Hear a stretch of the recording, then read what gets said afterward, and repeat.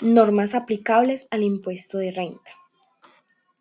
Normas aplicables a partir de 1990. Artículo 188, modificado por la Ley 1111 del 2006, nos indica que la base y el porcentaje de la renta presuntiva para efectos del impuesto sobre la renta se presume que la renta líquida del contribuyente no es inferior al 3% de su patrimonio líquido en el último día del ejercicio gravable inmediatamente anterior. Artículo 188.1, derogado por la Ley 223 de 1995, artículo 285, adicionado por el Decreto 1653 de 1991, artículo 1, porcentaje a partir del año gravable de 1992, nos indica que el porcentaje a que se refiere el inciso segundo del artículo anterior será del 6% para el año gravable de 1992, del 5% para el año gravable de 1993 y del 4% para el año gravable de 1994 hasta efectuar cambios en los años siguientes. El artículo 189, reglamentado parcialmente por el Decreto 4123 del 2005, modificado por la Ley 1111 del 2006, artículo 10, depuración de la base del cálculo y determinación del total del patrimonio líquido del año anterior, que nos sirve de base para efectuar el cálculo de la renta presuntiva, que podrá restar únicamente los siguientes valores: el valor patrimonial neto de los aportes y acciones poseídos en sociedades nacionales, el valor patrimonial neto de los bienes afectados por hechos constitutivos de fuerza mayor o caso fortuito, siempre que se demuestre la existencia de estos hechos, el valor patrimonial neto de los bienes vinculados directamente a empresas cuyo objeto social exclusivo sea la minería distinta de la explotación de hidrocarburos líquidos y gaseosos, las primeras 19.000 VT de activos de contribuyentes destinados al sector agropecuario,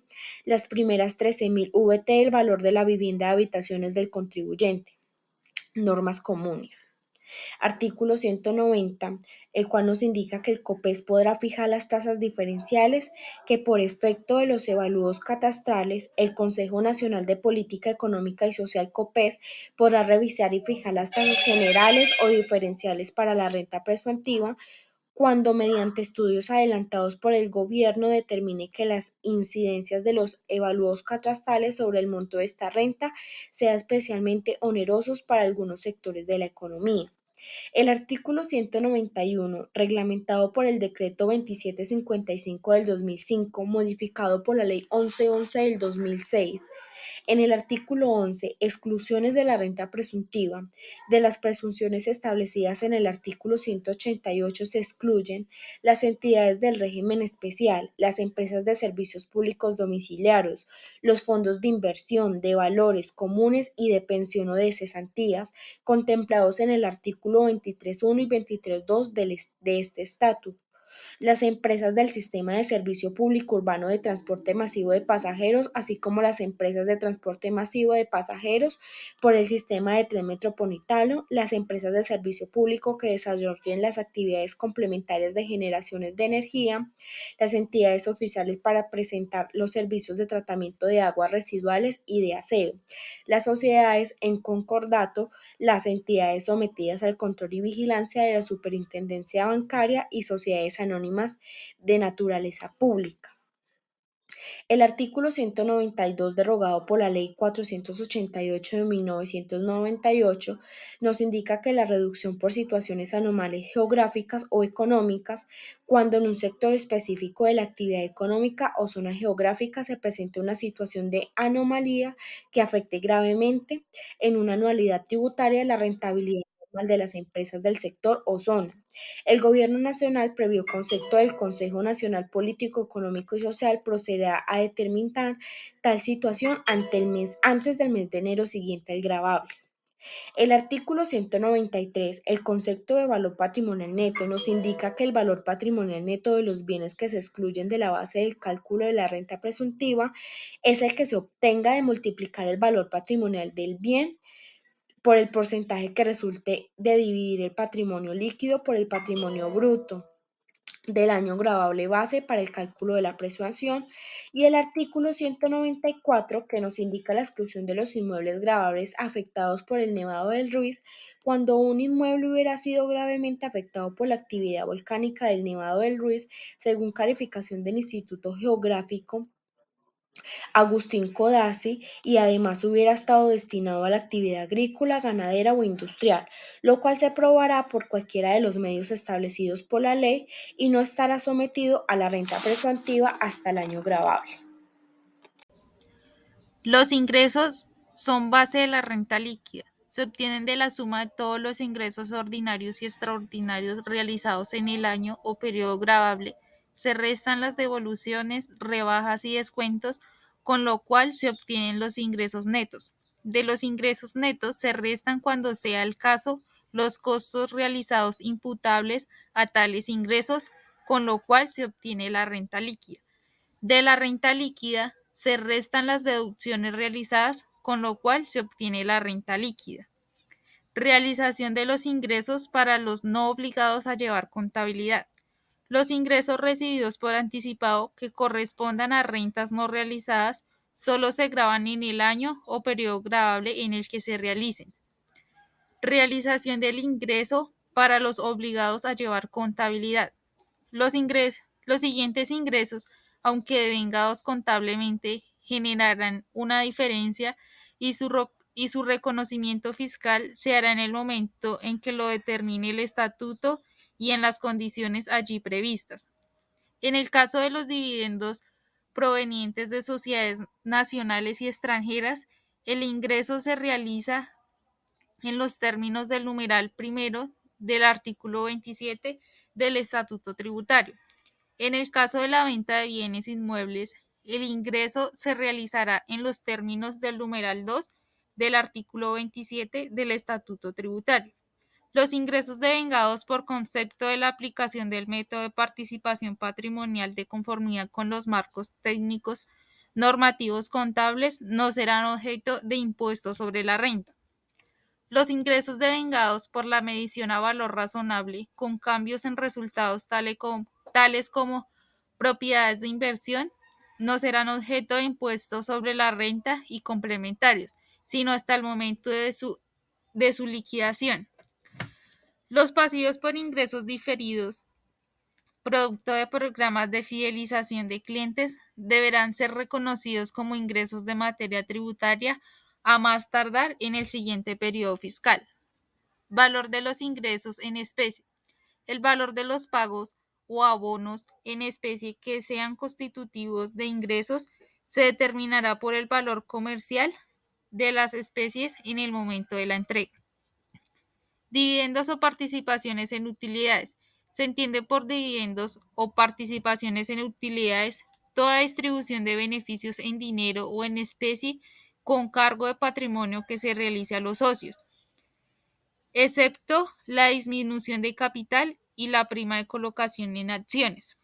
La transferencia de utilidades que corresponden a rentas y ganancias ocasionales de fuente nacional obtenidas a través de los establecimientos permanentes o sucursales en Colombia.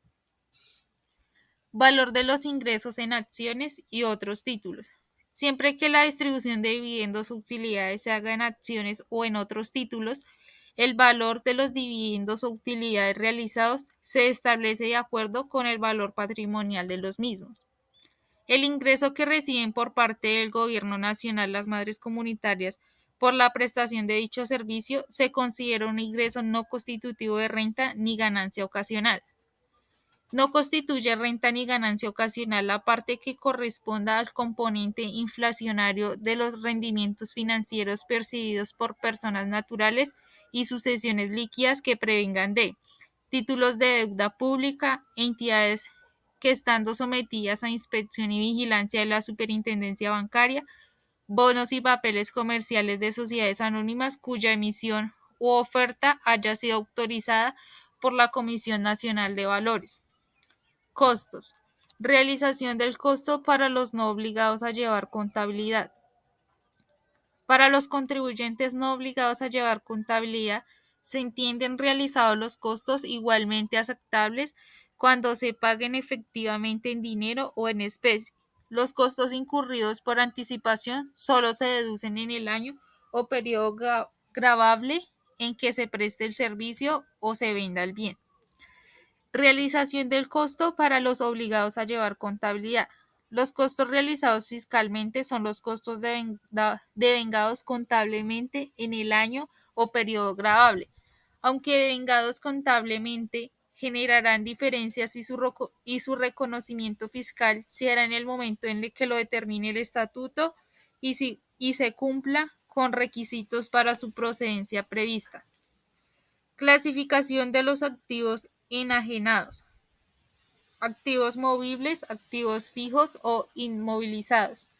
Son activos movibles los bienes corporales, muebles o inmuebles, y los incorporables que se enajenen dentro del giro ordinario de los negocios del contribuyente e implican ordinariamente existencias al principio o al fin de cada año. Activos fijos son los bienes corporales, muebles e inmuebles y los incorporables que no se enajenen dentro del giro ordinario de los negocios del contribuyente. Costo fiscal de los activos adquiridos con posterioridad al 31 de diciembre del 2016. Para efectos del impuesto sobre la renta y complementarios, el costo fiscal de los activos adquiridos con posterioridad a 31 de diciembre del 2016 corresponde al precio de adquisición más los costos directamente atribuibles al activo hasta que se encuentren disponibles para su venta. Sistema para establecer el costo de los inventarios enajenados. Los obligados a llevar contabilidad el costo en la enajenación de inventarios debe establecerse con base en alguno de los siguientes sistemas: el juego de inventarios o periódicos, el de inventarios permanentes o continuos. El inventario de fin de año o periodo gravable es el inventario inicial de cada año o periodo gravable siguiente. Determinación del costo fiscal de los bienes muebles y de prestación de servicios se determinan así. Para los obligados a llevar contabilidad, el costo final de los inventarios comprenderá todos los costos derivados de su adquisición y transformación, así como otros costos en los que se haya incurrido para colocarlos en su lugar de expedido. Para los contribuyentes no obligados a llevar contabilidad, el costo final para los prestadores de servicio será el que devengue de conformidad con la técnica contable durante la prestación del servicio. Determinación del costo fiscal de los bienes inmuebles. Para los contribuyentes que están obligados a llevar contabilidad, están establecidos en los artículos 69 y 69.1 del presente estatuto. Para los contribuyentes no obligados a llevar contabilidad, el costo fiscal está constituido por precio de adquisición, costo de las construcciones, contribuciones por valorización del inmueble. Deducciones y beneficios fiscales según el Estatuto Tributario. Según el decreto por el cual se expide el Estatuto Tributario de los Impuestos administrados por la Dirección General de Impuestos Nacionales, según el artículo 888, realización de las deducciones, en el cual nos dice que las expensas en las que incurre la EC para la obtención de los ingresos pasivos serán deducibles al momento de determinar las rentas pasivas siempre que cumplan con los requisitos previstos en este estatuto para su procedencia. Las deducciones que solicite una SE se entienden realizadas en cabeza de los residentes fiscales colombianos contribuyentes del impuesto sobre la renta y complementarios que, directa o indirectamente, controlan la SE en el año o periodo gravable en el que la SE la realizó en proporción a su participación en la capital de en el capital de la SE o en los resultados de esta última, según sea el caso, de acuerdo con los artículos 104, 105 y 106 de este estatuto. Por otra parte, encontramos el decreto por el cual se expide en el estatuto tributario el artículo 332, rentas exentas y deducciones, donde nos dice que solo podrán restarse beneficios tributarios en las cédulas en las que se tengan ingresos. No se podrá imputar en más de una cédula una misma renta exenta o deducción. Según este mismo decreto, tenemos el artículo 104, que nos indica la realización de las deducciones para los no obligados a llevar contabilidad. Pues esta nos dice que para los contribuyentes no obligados a llevar contabilidad se entienden realizadas las deducciones legalmente aceptables cuando se paguen efectivamente en dinero o en especie, o cuando su exigibilidad termine por cualquier otro modo que equivalga legalmente a un pago. Por consiguiente, las deducciones incurridas por anticipado solo se deducen en el año o periodo gravable en el que se preste el servicio o se venda el bien. Ahora vamos a hablar sobre los beneficios fiscales. ¿Qué son estos beneficios? Son exenciones, deducciones y tratamientos tributarios especiales que reducen la base gravable de las rentas de trabajo de los contribuyentes. La legislación tributaria colombiana nos contempla diversos beneficios con diferentes objetivos económicos, entre los que se encuentran el desarrollo de las regiones, la generación de empleo, la promoción de sectores económicos determinados, el desarrollo tecnológico, la protección y conservación ambiental y el fomento a la inversión nacional o extranjera, entre otros. Muchas gracias. Los ingresos no constitutivos de renta son aquellos basados en ingresos que se han sido beneficiados por expresa norma fiscal, para no ser catalogados como gravados. Realizaremos unos puntos de debate sobre los siguientes artículos que reglamentan sobre aquellos ingresos que reciben aquellas personas por medio de no renta constitutiva.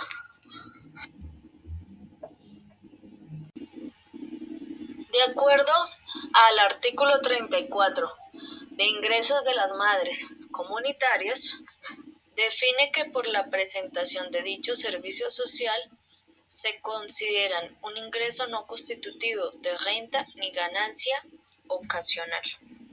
De acuerdo al artículo 36, no constitutivos de renta es aquel que habla sobre la prima en colocación de acciones o de cuotas sociales. Este no le recae el impuesto. De acuerdo al artículo 36, capitalizaciones o grabadas para los socios o acciones, habla sobre que es un ingreso no constitutivo de renta ni de ganancia ocasional en el caso de las sociedades cuyas acciones se cotizan en bolsa. Por ello, también regulan los constitutivos de no renta.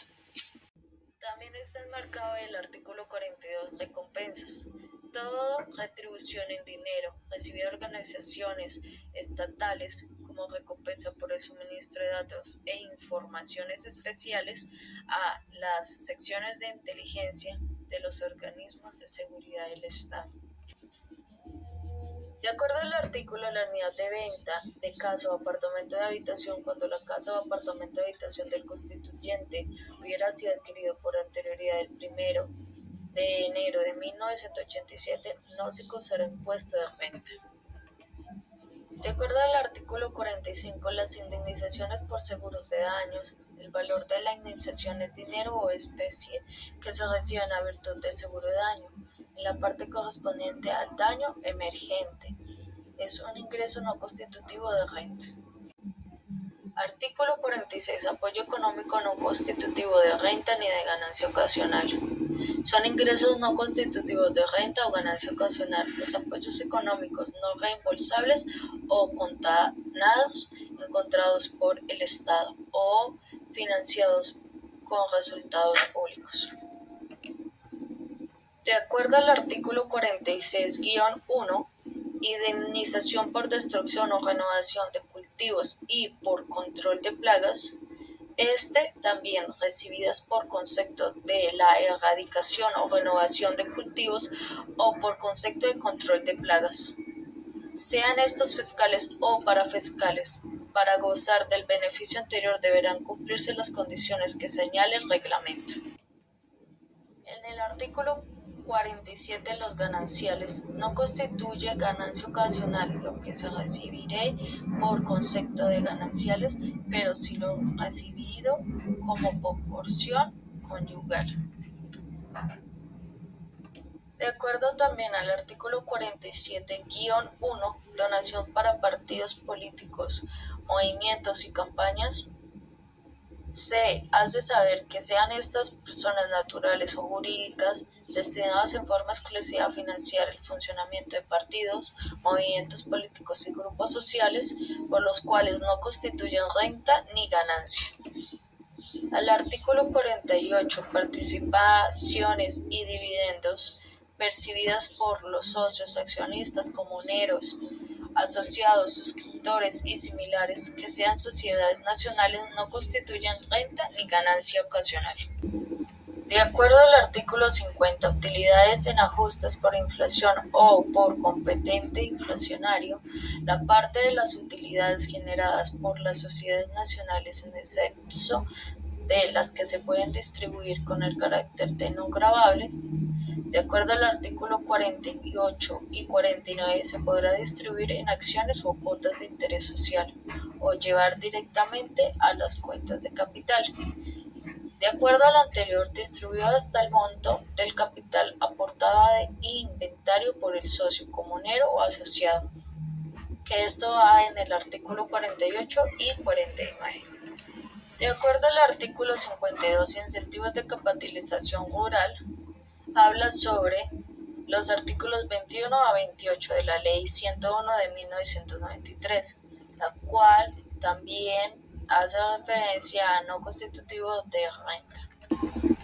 De acuerdo al artículo 57, aportes de entidades estatales sobre tasas o de impuestos para financiamiento de sistemas de servicios públicos de transporte masivo de pasajeros, también habla sobre algunas de las leyes del artículo 29 de la Ley 488 de 1998.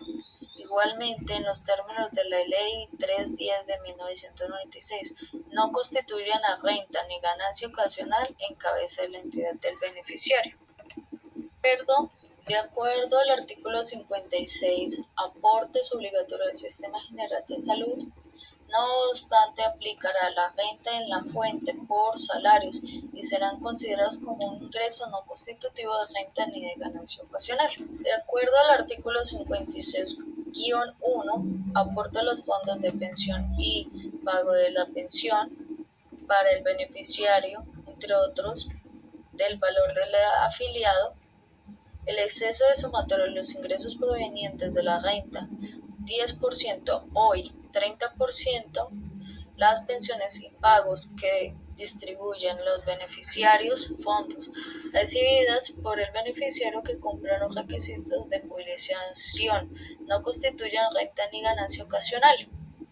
De acuerdo al artículo 135, párrafo 1 de la Ley 100 de 1993 y 126-1 del Estatuto Tributario.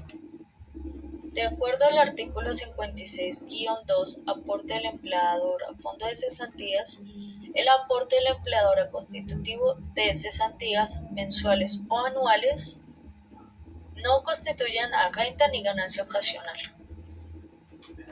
De acuerdo al artículo 57-1, ingresos no constitutivos de renta o ganancia ocasional de subsidios y ayudas otorgadas por el Gobierno Nacional, agroingreso o AIS y los provenientes del incentivo, el almacenamiento son ingresos no constitutivos de renta o ganancia.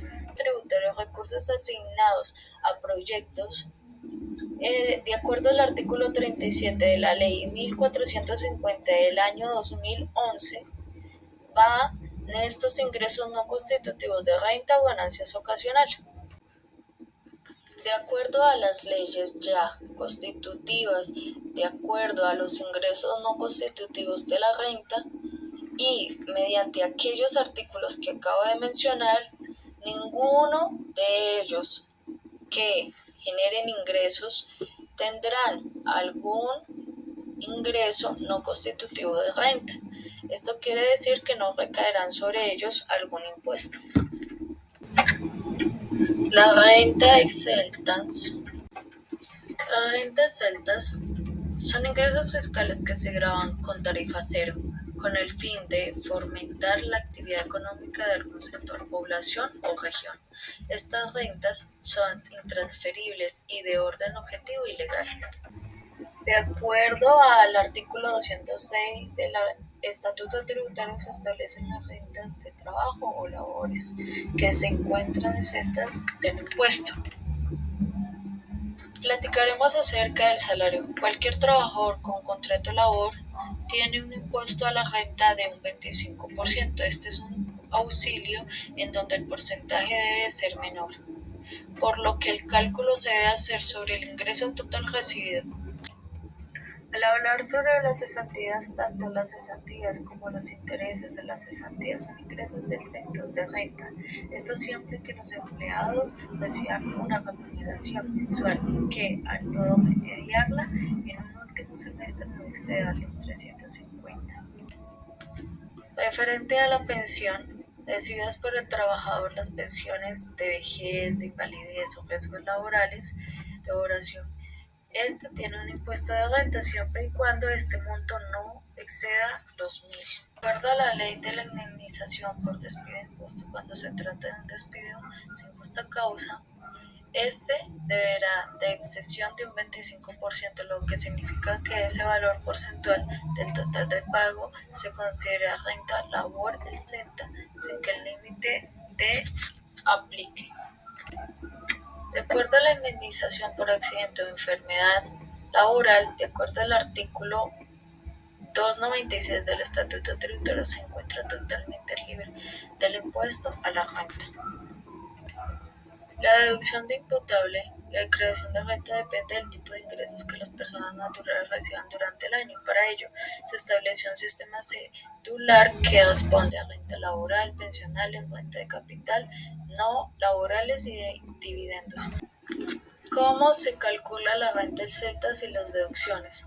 Se ingresa a la página www de la DIAN y buscamos el formulario 210, donde allí se abre el formulario e incluye el valor del centro en las casillas correspondientes, donde siempre se diligencia el valor de tu renta de trabajo en el renglón 31 del formulario. También en la casilla 38 ingresa los ingresos brutos por renta de capital y en la sección 49 en el total de los ingresos por renta no laborales.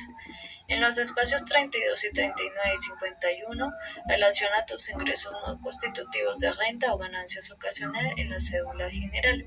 Escribe en la casilla 50 la devolución de rebajas y descuentos de las rentas no laborales.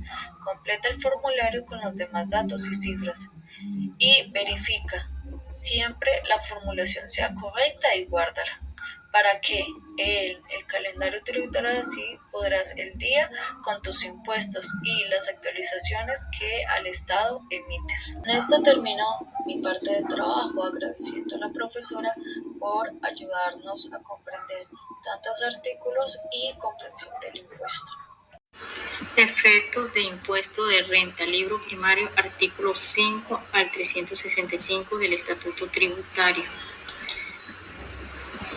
Artículo 5 del impuesto sobre la renta y sus complementarios constituyen un solo impuesto. Primero, para las personas naturales, sucesiones ilíquidas y bienes destinadas a fines especiales en virtud de donaciones o asignaciones modales contemplados en el artículo 11, los que se liquidan con base en la renta, en las ganancias ocasionales y en las transferencias de rentas y ganancias ocasionales al exterior. 2. Para los demás contribuyentes, los que se liquidan con base en la renta, en las ganancias ocasionales y en la transferencia al exterior de rentas y ganancias ocasionales, así como sobre las utilidades comerciales en el caso de sucursales de sociedades y entidades extranjeras. El artículo 6 nos dice que la declaración voluntaria del impuesto sobre la renta y complementarios a cargo de los contribuyentes no obligados a declarar en el que resulte sumar las retenciones en la fuente por todo concepto que deban aplicarse a los pagos o bonos en la cuenta según el caso realizados el contribuyente durante el respectivo año o periodo gravable. Parágrafo. Las personas naturales residentes en el país a quienes les hayan practicado retenciones en la fuente y que de acuerdo con las disposiciones de este estatuto no estén obligadas a presentar declaraciones del impuesto sobre la renta y complementarios podrán presentarla. Dicha declaración produce efectos legales y se regirá por lo dispuesto en el libro primero del estatuto. En el artículo 7 nos dice que las personas naturales están sometidas al impuesto y sucesiones ilíquidas están sometidas al impuesto sobre la renta y complementarios. Las sucesiones es ilíquida entre la fecha de la muerte del causante, aquella en la cual se ejecutoria la sentencia aprobatoria de la partición o se autorice la escritura pública cuando se opte por lo establecido en el decreto extraordinario 902 de 1988. En el artículo 8 nos dice que los cónyuges se gravan en forma individual, considerados son sujetos gravables en cuanto a sus correspondientes bienes y rentas durante el proceso de liquidación de la sociedad conyugal. El sujeto del impuesto sigue siendo cada uno de los cónyuges a la solución ilíquida según el caso. En el artículo 9 nos dice que el impuesto de las personas naturales residentes y no residentes sería las personas naturales, nacionales o extranjeras residentes en el país y en las sucesiones ilíquidas de causantes con residencia en el país en el momento de su muerte están sujetas al impuesto sobre la renta y complementarios en lo concerniente a sus rentas y ganancias ocasionales tanto de fuente nacional como de fuente extranjera y a su patrimonio poseído dentro y fuera del país, así como las personas naturales, nacionales o extranjeras que no tengan residencia en el país y las sucesiones ilíquidas de causantes sin residencia en el país en el momento de su muerte solo están sujetas al impuesto sobre la renta y complementarios respecto a sus rentas y ganancias ocasionales de fuente nacionales y respecto a su patrimonio poseído en el país. Objetivos principales. Primero, conocer las generalidades de los ingresos. Segundo, identificar cuando desde el punto de vista tributario se considera realizado el ingreso. Tercero, determinar cómo es el reconocimiento de los ingresos para los obligados y las no obligados a llevar contabilidad. En el artículo 240, tarifa general para las personas jurídicas, nos dice que modificado por el artículo 80 de la ley 1943 del 28 de diciembre del 2018, la tarifa general del impuesto sobre la renta aplicable a las sociedades nacionales y a sus asimiladas, los establecimientos permanentes de entidades de exterior y las personas jurídicas extranjeras con o sin residencia en el país obligadas a presentar las declaraciones anuales del impuesto sobre la renta y complementario será del 33% para el año gravable 2019, del 32% para el año gravable 2020, del 31% para el año gravable del 2021 y del 30% para el año agravable del 2022. En el artículo 122 de la Ley 1943 del 28 de diciembre del 2018, a partir del 2017, las rentas a las que se regirán los numerales 3, 4, 5 y 7 del artículo 207-2 del Estatuto Tributario y la señalada en el artículo primero de la Ley 939 del 2004 estarán grabadas con el impuesto sobre la renta y complementarios a la tarifa del 9% por el término durante el que se concedió la renta exenta, inicialmente siempre que se haya cumplido con las condiciones previstas en su monumento. Para acceder a ellas, lo aquí dispuesto no debe interpretarse como una renovación o extensión de los beneficios previstos en los artículos mencionados en este parágrafo. Parágrafo 2. Estarán grabadas la tarifa del 9% las rentas obtenidas por las empresas industriales y comerciales del Estado y las sociedades de economía mixta del orden departamental, municipal y distrital en las cuales la participación del Estado sea superior al 90%, que ejerzan los monopolios de suerte al azar y de licores y alcoholes. El parágrafo 3 nos dice: las personas jurídicas contribuyentes del impuesto sobre la renta y complementarios que hayan accedido a la fecha de entrada en vigencia de esta ley y al trámite previsto en la Ley 1429 del 2010 tendrán las siguientes reglas. Primero, el beneficio de la progresividad para aquellos contribuyentes que hayan accedido al mismo no se extenderá con ocasión de lo aquí previsto. 2. A partir de la entrada en vigencia de la presente ley, los contribuyentes que hayan accedido a beneficio liquidarán el impuesto aplicado a la tabla del numeral 5 de este parágrafo, de acuerdo con el número de años contados desde la fecha de inicio de la actividad económica. 3. Los contribuyentes que hayan accedido a beneficio y que durante ese tiempo únicamente hayan incurrido en pérdidas fiscales o tenido rentas líquidas deberán liquidar el impuesto aplicado a la tabla del numeral 5 en este parágrafo, de acuerdo con el número de años contados desde la fecha de inicio de operaciones en las que no haya ocurrido en pérdidas fiscales.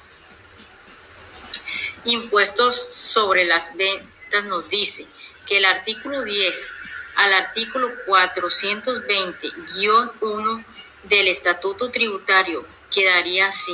El artículo 420-1 recaudó y control de impuestos sobre las ventas en la enajenación de aeronidos, en las ventas de aeronidos que tengan el carácter de activos fijos. En el pago de impuestos sobre las ventas debería acreditarse ante la Unidad Administrativa Especial Aeronáutica Civil en el momento del registro de la operación. Para efectos del control del impuesto sobre las ventas de la Aeronáutica Civil, deberá informar dentro de los 15 primeros días de cada mes a la Subdirección de Fiscalización